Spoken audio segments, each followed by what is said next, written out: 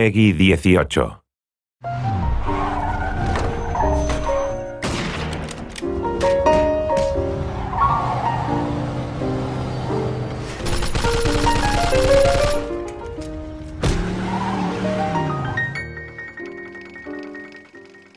At its core, Mafia II is a third-person action crime game. It has all the exciting car chases, all the gunfights and all the melee combat that you'd expect from a game like this. Our target kind of experience was very much things like Goodfellas, Godfather, very kind of adult movies with very serious themes. And for that to happen, we needed the game world to be realistic.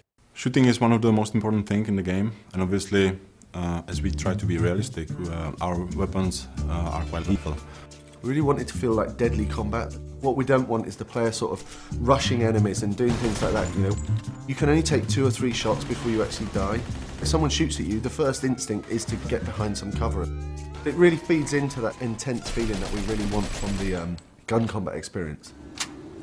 We spent a lot of time and effort on the cover system because the player will spend a lot of time using it. But you have to be careful because the cover can often be easily destroyed. So if you're hiding behind a fence and it starts to disintegrate, it's time to move elsewhere. This destructibility was a big thing for us. We wanted to fill the whole city with a massive number of destructible objects, so the player felt that they could pretty much destroy anything. The player can use a wide range of weapons, from pistols to submachine guns. Of course, we had to include the classic Tommy gun that everyone knows from the Mafia movies. We do massive explosions from different stuff, like vehicles can be exploded. With some Molotov cocktails, they'll sort of set fire to the gasoline as it falls on the floor. And all these different things are things that you'd sort of expect from the 40s and 50s weaponry. Melee combat in the game is a really sort of visceral experience. We wanted it to feel really brutal. So it's a very simple system. Using 2 buttons, you perform these either hard punches or light punches. And then using a combination of these, you perform these finishing moves. And the coolest thing is these finishing moves are sort of context sensitive as to where you are in the world. So if you're stood near the hood of a car, then the player might punch a guy and then sort of smash his head against the hood of the car, which is a really cool thing. The driving model is very realistic. So you drive these things, they really feel like period cars. They feel very heavy, they feel really satisfying when you're driving them around. Once you get familiar with the controls, there's a real skill to doing the handbrake turns, the donuts and the skids in the street.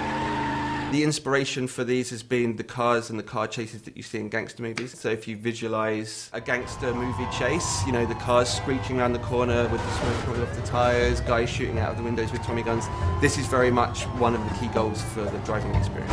We've got like a few features in the game which allow the player to sort of like personalise their vehicle. In the body shops you can customise the car a fair deal. You choose the car that you like the best. You know, I'm going to choose to take this car on the mission because it's better than every other car in the city. I think that's a pretty cool decision to make. Our gameplay is great. We've got shooting, car chasing, everything a game needs, but we also need to link it to the story to create a believable game. We needed to move away from some of the more arcadey conventions that you see in other open world games and focus more on a realistic experience for the player, so the player behaves like a mafia gangster.